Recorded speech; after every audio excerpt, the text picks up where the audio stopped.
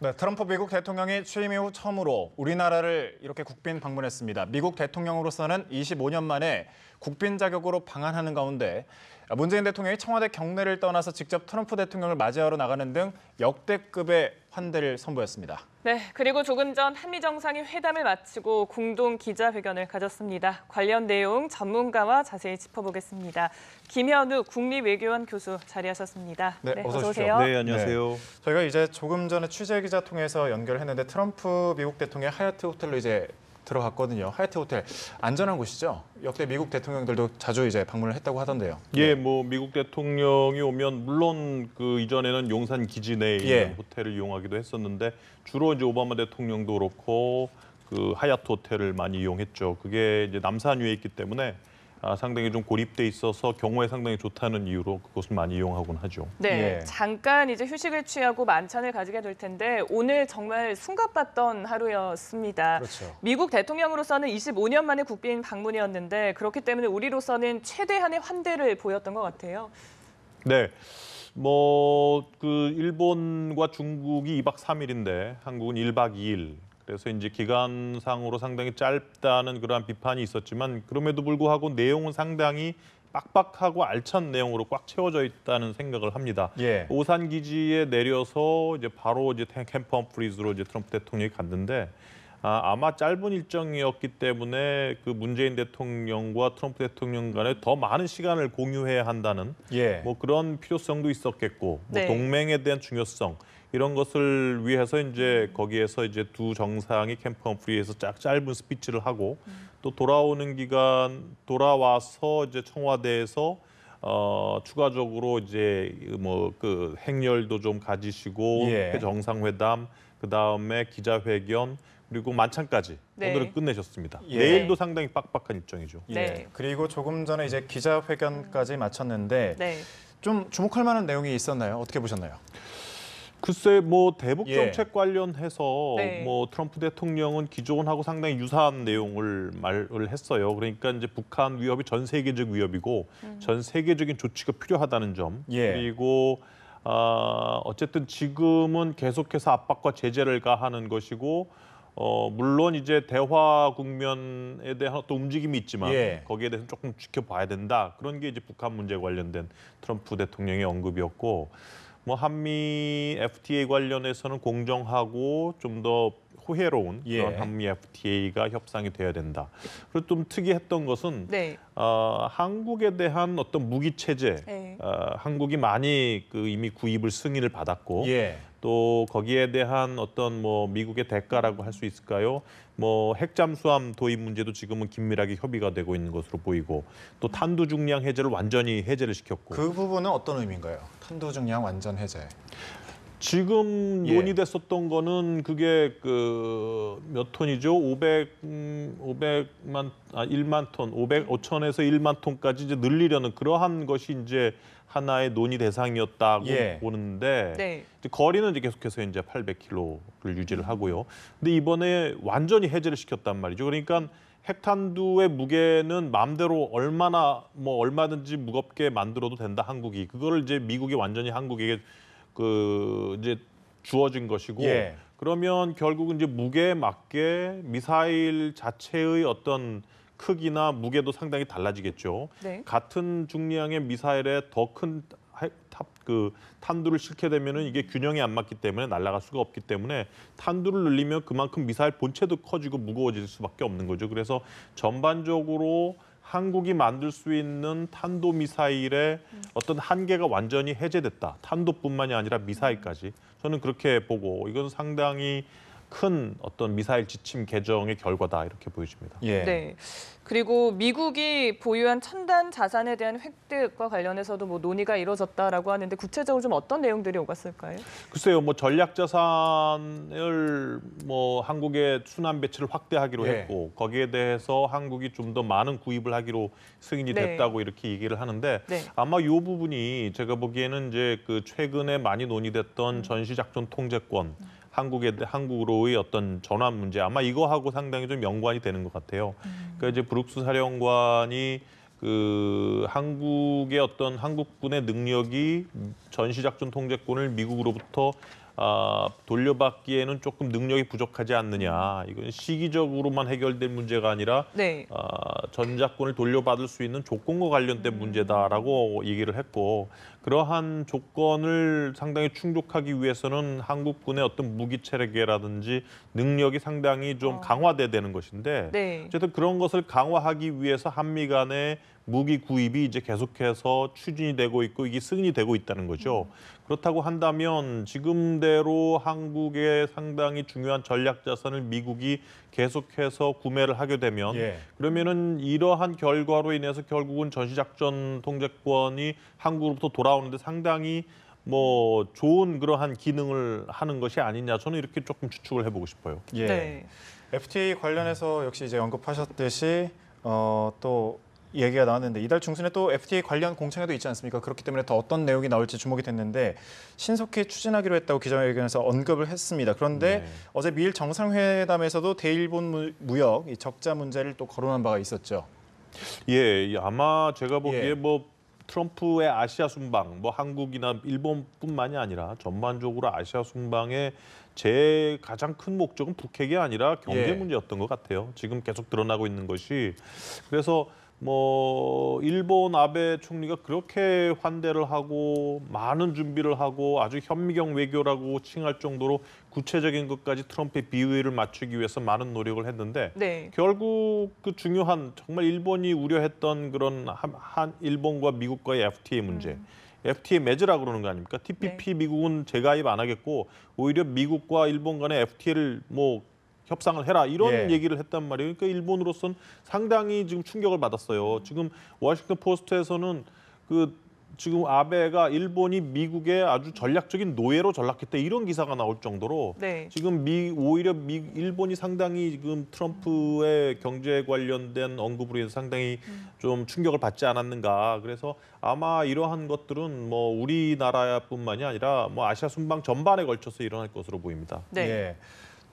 저희 오늘 일정 중에서 캠프 험프리스를 이제 도널드 트럼프는 방문을 해서 그 아시아 한미 간 회담이 잘 풀려서 미국 내에서 많은 일자리가 창출되길 바란다. 뭐 이런 내용의 이야기를 했거든요. 일단 들어보고 계속해서 대담 이어가겠습니다. I had a choice of having a beautiful, very fancy lunch, and I said, no, I want to eat with the troops, and we ate with the troops. It was good eating. It was good eating. We have a terrific meeting scheduled on trade in a little while with President Moon and his representatives. And we will, hopefully that'll start working out so that we create lots of jobs in the United States, which is one of the very important reasons I'm here. We'll be meeting with the various generals, General Brooks and the various generals about the situation in North Korea. And I think we're going to have lots of good answers for you over a period of time, and ultimately it'll all work out. Because it always works out, has to work out. 네, 저희가 이제 앞선 녹취를 다시 한번 들어봤는데 미국 내에서 많은 일자리를 창출하게 되기를 바란다 이런 언급을 했거든요. 어떤 의미로 봐야 될까요? 아까 말씀드렸다시피 북한 문제가 아니라 경제 무역 문제가 가장 프라이어리티인 것 같고 지금 트럼프 대통령의 어떤 개인적으로 오래 가지고 왔던 어떤 정책적인 지향성을 봐도 그렇고 그러니까 예를 들어서 트럼프 대통령은 작년부터 이제 힐러리 클린턴과 대선을 치르는 과정에서도 계속 줄곧 두 가지만 강조를 했거든요. 그러니까 반자유무역 협정과 반이민 정책입니다. 값싼 노동력이 들어와서 미국 사람들이 일자리를 뺏었다. 싼 값에 노동을 하니까. 그리고 자유무역 협정 때문에 싼 물건이 미국으로 들어와서 그 팔리기 때문에 미국 물건이 안 팔려서 미국 공장이 문을 닫고 일자리를 잃었다. 그러니까 경제적인 문제는 상당히 머리에 많이 이렇게 박혀 있는 거죠. 그래서 그러한 자기가 계속해서 오랫동안 생각해왔던 정책적인 지향성 때문일 수가 있고 두 번째는 국내 정치적인 요인이 큰 것 같아요.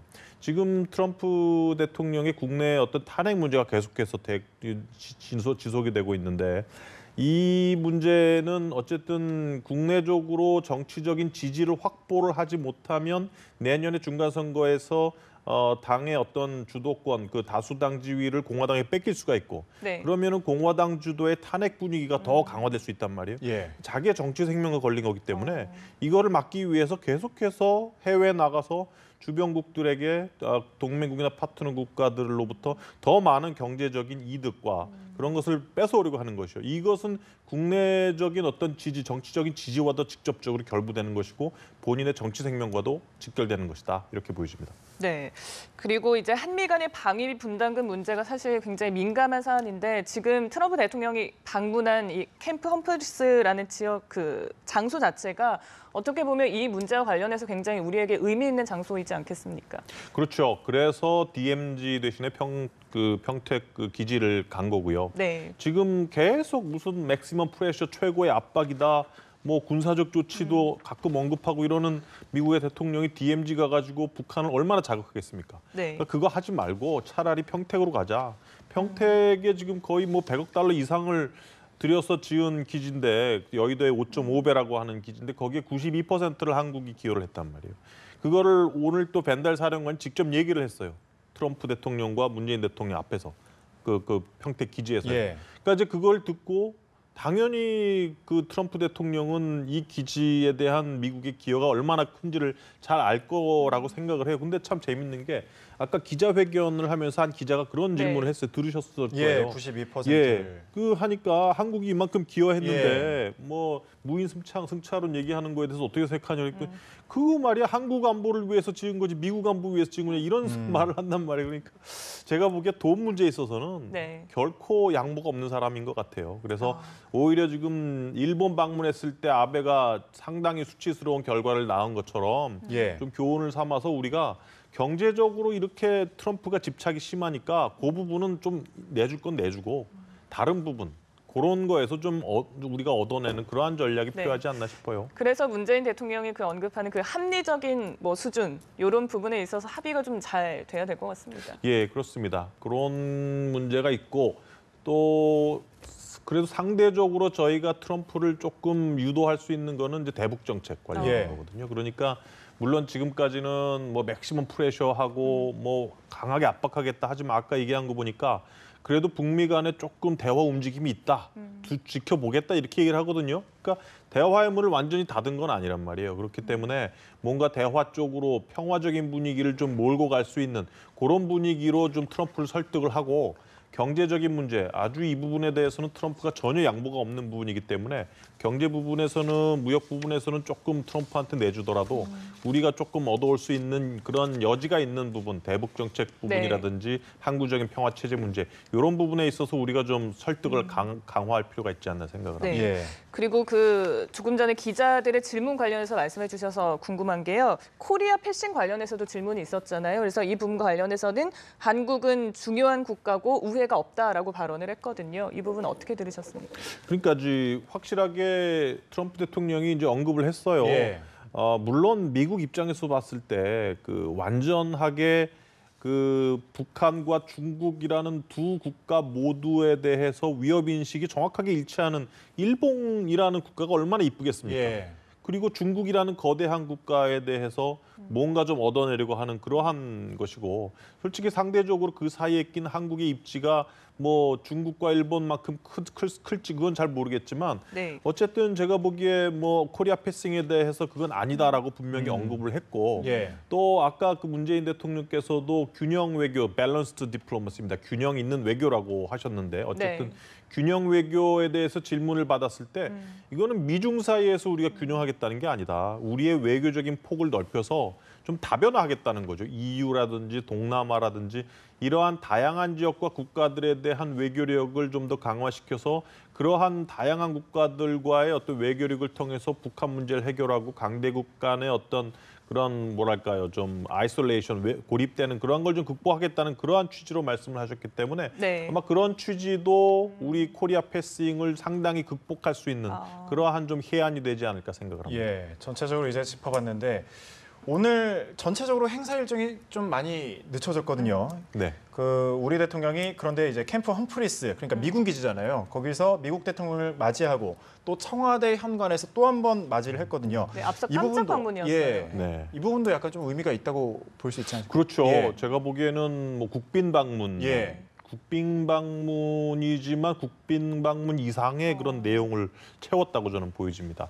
어쨌든 뭐 그 오산 기지에서 나올 그 기지에 도착하실 할 때는 그 강경화 장관, 뭐 주미대사, 조윤재 대사 뭐 이렇게 다 나가서 환영을 했고, 네. 그리고 이제 캠프 험프리스를 갔다가 청와대 왔을 때 거기서 이제 영접을 할 계획이셨잖아요. 이제 문재인 대통령이. 근데 그 오히려 캠프 험프리스 가서 영접을 한 번 더 하고 또 청와대 와서 또 영접을 한 번 더 하고 네. 예. 거의 2번 영접받는 국빈 대우라는 거는 오히려 뭐 국빈 플러스 방문 정도의 어떤 그러한 환대가 아닌가 저는 이렇게 생각을 하고 네. 예. 뭐 그런 부분에 있어서 트럼프 대통령도 뭐 글쎄 캠프 험프리스에서는 미군 장병들이 있고 어떤 미군 중심으로 짜여져 있는 그러한 기지이기 때문에 예. 그렇지만 청와대 와서는 아마 이러한 환대에 대해서 상당히 감사하는 그러한 분위기가 상당히 강했다고 저는 이렇게 봤습니다. 예. 네, 트럼프 대통령도 기자회견에서 고맙다라는 또 인사를 전하기도 그랬었죠. 했었습니다. 예. 정말 엄청난 환대였는데 잠시 뒤면 또 일정으로는 국빈 만찬이 있을 거잖아요. 네. 근데 이게 음식 하나하나에도 의미가 있는 거라고 하더라고요. 그러니까요. 이 음식을 보면 저도 아까 뭐 좀 네. 놀랬는데 예. 뭐 음식 메뉴도 그렇고 그렇죠. 뭐 거제가자미, 예. 고창 한우, 독도 독도새우 뭐 예. 이런 상당히 저는 뭐 이런 거 들어보지도 못했어요. 들어보지도 못한 상당히 희귀하고 귀한 음식을 대접을 하는 것 같고 물론 이제 그 일본에서는 4번의 식사를 했다 그래요. 아베 총리하고. 네. 근데 저희는 이제 한 번에 만찬을 하는 것이기 때문에 상당히 이 중요한 그 만찬 기회를 통해서 상당히 뭐 트럼프와의 어떤 그 스킨십을 강화시키기 위해서 많은 준비를 하셨다고 하고 그리고 뭐 차를 마시면서 담화를 하는 그 시간을 위해서 또 김정숙 여사께서 손수 만드신 그런 네. 꽃감이 또 나온다고 하니까 아마 이러한 국빈 만찬 정성을 담아서 하는 국빈 만찬에 충분한 어떤 성과가 있으리라고 네. 저는 생각을 합니다. 그리고 이 만찬 자리에 그 각계 인사들, 한미 양국에서 각계 인사들 120여 명 정도가 같이 참석을 한다고 하는데 이 자리에서 보통 어떤 얘기들을 또 주고받게 되나요? 그 제가 보니까 뭐 한 양국에서 한 70명 정도. 예. 그래서 뭐 주요 인사들이 많이 참석을 하죠. 미국 측에서 뭐 존 켈리 그 비서실장, 뭐 맥메스터라든지 쿠슈너 사위까지. 그래서 뭐 제가 보기엔 헤드 테이블을 두고 한 10개 이상의 테이블이 아마 있을 네. 겁니다. 예. 헤드 테이블에는 물론 당연히 두 정상과 강경화 장관 뭐 이런 미국의 존 켈리 뭐 이러한 분들도 계시고 그래서 아마 그런 행사들을 통해서 좀 더 집중적이고 허물 없는 그러한 대화가 가능할 걸로 보여요. 물론 정상회담, 단독 확대 정상회담 그리고 기자회견 이것을 통해서도 두 정상이 얘기를 할 기회가 있지만 예. 상당히 딱딱하거든요. 네. 이제 식사를 하면서 그래도 뭐 그 테이블 보면 보통 한 7명, 8명 앉는 테이블인데 바로 옆자리에 앉아가지고 허물 없이 얘기를 하는 게 아주 중요한 소중한 기회죠. 그 기회를 얻기 위해서 이제 아베는 뭐 4번이나 식사를 했던 것이고 아마 이런 기회가 상당히 중요하다고 보이십니다. 네, 조금은 편안한 대화들이 그렇죠. 좀 오갈 수 있을 것 같습니다. 네네. 예. 또 보면 정상뿐만 아니라 이제 영부인들도 뭐 그 어디였죠? 녹지원 입구에 도착해서 뭐 산책도 하는가 하면 여러 가지 이야기가 또 오갔을 것으로 보이거든요. 어떤 얘기가 좀 오갔을 거라고 생각하십니까? 글쎄 뭐 예. 제가 아까 보니까 예. 언뜻 TV를 보니까 그 문재인 대통령과 트럼프 대통령 간의 어떤 그 대화를 하는 그러한 행사가 진행이 될 때 멜라니아 여사와 김정숙 여사는 그 평창 올림픽 관련된 행사가 아마 그 주한미 대사 관저에서 열렸던 것으로 예. 저는 네. 기억이 납니다. 거기에 가서 이제 서로 간의 어떤 행사를 위한 어떤 뭐랄까 담소나 중요한 논의를 좀 하셨던 걸로 보이고 그거 이후에 이번에 정상회담 시작된 이후에는 뭐 여사들 사이에서 담소도 나누고 차를 마시면서 내조 외교를 상당히 했다 그래요. 그래서 글쎄요, 뭐 두 분이 앉아서 어떤 말씀을 나누셨는지는 잘 모르겠지만 어떤 서로 간의 개인적인 스킨십 외교, 케미스트리를 좀 강화시키고 사람 대 사람으로서 뭐 다 대통령도 사람이지 않습니까? 그러니까 이제 영부인 두 분께서 앉아가지고 개인적인 우애를 또 우정을 상당히 돈독하게 만든다면 그 자체만으로도 뭐 대화의 내용을 떠나서 그 자체만으로 아주 큰 자산이 될 거다 이렇게 보여집니다. 이번이 벌써 3번째 만남이라고 하니까요. 또 여러 가지 얘기들을 주고받았을 것 같습니다. 그리고 앞서 멜라니아 여사가 스포츠 외교를 했던 부분 짚어주셨는데 트럼프 대통령 역시 기자회견에서 평창 올림픽 관련해서 또 언급을 했어요. 저는 이게 좀 관심이 가더라고요. 네, 평창 올림픽 어쨌든 성공적으로 개최를 돼야 되고 그 평창 올림픽이 진행될 동안에는 전혀 북한의 도발은 없어야 되고요. 그리고 평창 올림픽에 모르겠습니다. 북한의 일부 스포츠 선수들이 퀄리파이드에서 참석을 하는지 안 하는지 제가 정확하게 모르겠는데 어쨌든 그것이 한반도에서의 긴장을 완화하고 북한을 어떤 북핵과 미사일을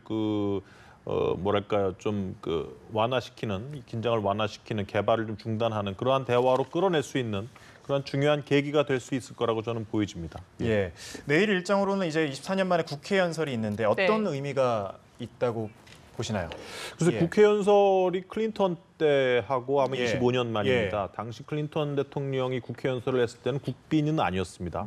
이번에 트럼프는 국빈으로 와서 국회 연설까지 하는 거니까 상당한 예우죠, 우리로서는. 물론 국회 연설은 트럼프 대통령이 이제 우리 측 요청을 한 것도 있는데 상당히 중요합니다. 우리 대통령도 미국의 의회에 가서 연설을 했었던 경우도 있고 이것은 한국 국민들과의 소통을 의미하고 좀 더 한국 사회에 트럼프 대통령이 어떤 사람인가라는 것을 확실하게 알리는 그러한 중요한 계기가 되기 때문에 그 내용이 상당히 중요할 수밖에 없어요. 그래서 내일 국회 연설에서 트럼프 대통령이 어떤 스피치 내용을 가지고 연설을 할지는 잘 모르겠지만 제가 보기에는 북한 핵 문제 그리고 계속해서 강조했던 경제 문제, 한미 FTA 문제 그리고 동맹의 강화 이러한 중요한 것들이 언급이 될 걸로 보이고요.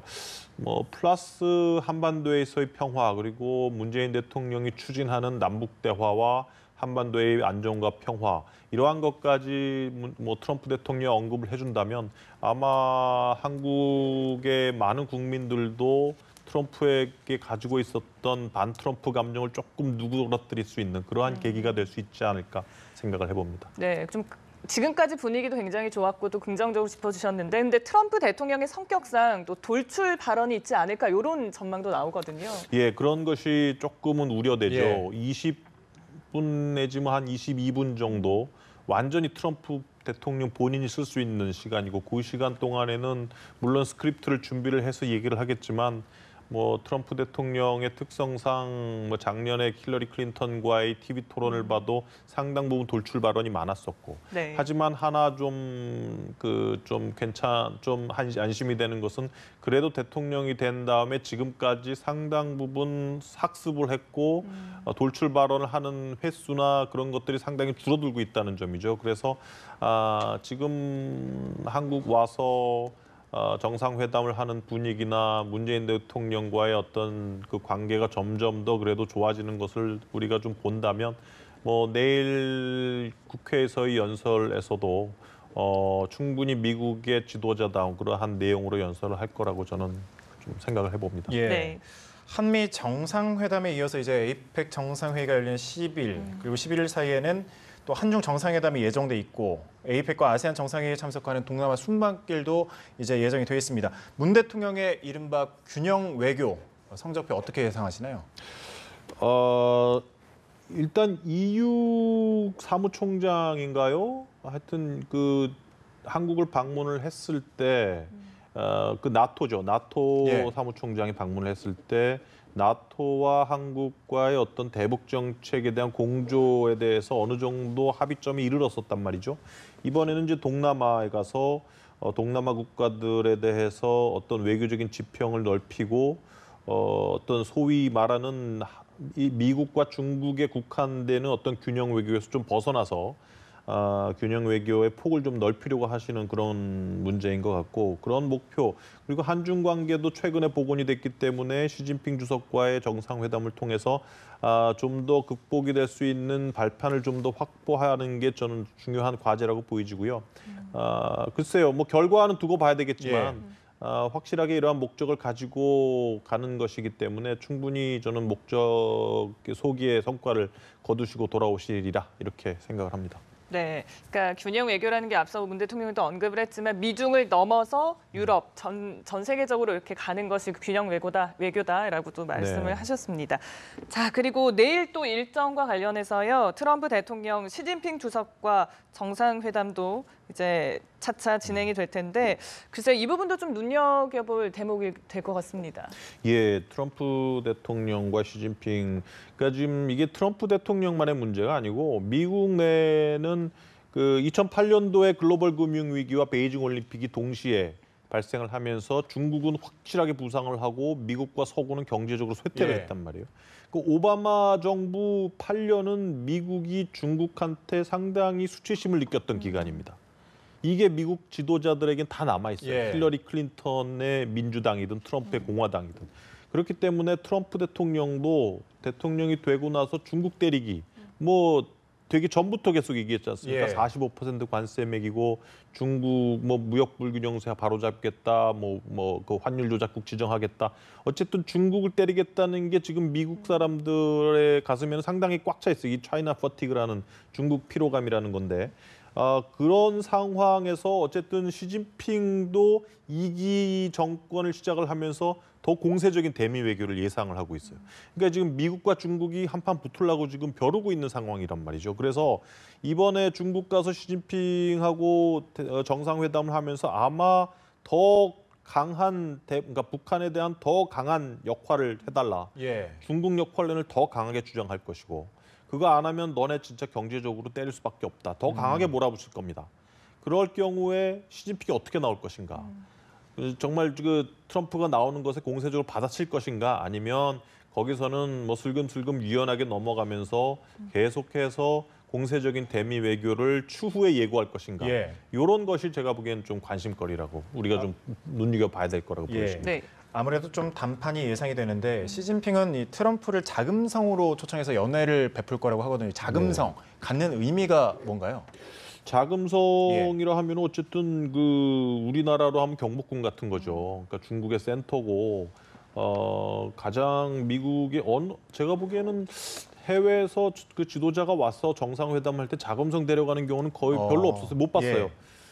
그만큼 환대한다는 거죠. 오바마 전 대통령보다 더 예우할 거란 말도 있더라고요. 그렇죠. 오바마 대통령은 그때 2009년도에 베이징 왔을 때 그 레드카펫도 안 깔아줬거든요. 아주 참 불쌍하게 만들어서 보냈는데 이번에는 트럼프를 극진하게 대접하겠다는 거예요. 네. 어쨌든 트럼프가 자꾸 중국을 못 살게 굴고 중국 때리기를 하니까 극진하게 대접을 하는 겁니다. 그러니까 대접을 해서 뭔가 트럼프의 비위를 맞추고 트럼프의 어떤 대중국 때리기를 좀 피해보려는 그러한 정책을 펴고 있는 것 같아요. 그래서 아마 이러한 것을 본다면 시진핑과 트럼프가 정면으로 맞붙지는 않을 것이다. 뭔가 시진핑도 트럼프의 이러한 공세적인 외교, 대중 외교를 좀 더 무마시키고 어떤 추후에 어떤 자국의 이익을 좀 극대화시키려는 그러한 정책을 좀 추진하지 않을까 이렇게 생각을 해봅니다. 네, 그러니까 중국으로서는 굉장히 대접하는 그런 모습인 것 같은데, 그렇다면은 북한과 관련해서 지금까지 트럼프 대통령이 중국의 역할을 강조해오지 않았습니까? 그러면 내일 정상회담이 이제 이뤄진다면 북한과 관련해서 어떤 중국의 어떤 더 나아간 역할 이런 것들을 좀 확인할 수 있을까요? 글쎄요, 그게 제가 보기에는 아까 말씀드렸던 트럼프가 어떻게 대응할 것인가 우리가 좀 눈여겨봐야 된다. 왜냐하면은 시진핑 2기가 이제 미국에게 좀 더 공세적으로 대응하겠다는 것이고, 그것을 위해서 한중 관계도 복원하고 북한에게도 호의적인 메시지를 보내는 거거든요. 북한과 한국을 끌어안으면서 미국과 싸울 채비를 갖추는 거죠. 예. 솔직히 말씀드리면. 근데 그런 상황이기 때문에 북한을 과연 어떻게 될 것이냐. 미국이 중국 역할론을 계속해서 부르짖을 때 그 말을 듣고 북한을 계속 옥죄할 것이냐. 아니면 미국에 대해서 공세적으로 나가면서 미국이 뭐라 그래도 겉으로는 하겠습니다 하면서 계속해서 북한을 살려주는 정책을 펼 것이냐. 예. 네. 그게 제가 보기에는 좀 초미의 관심사일 거다라고 보여지네요.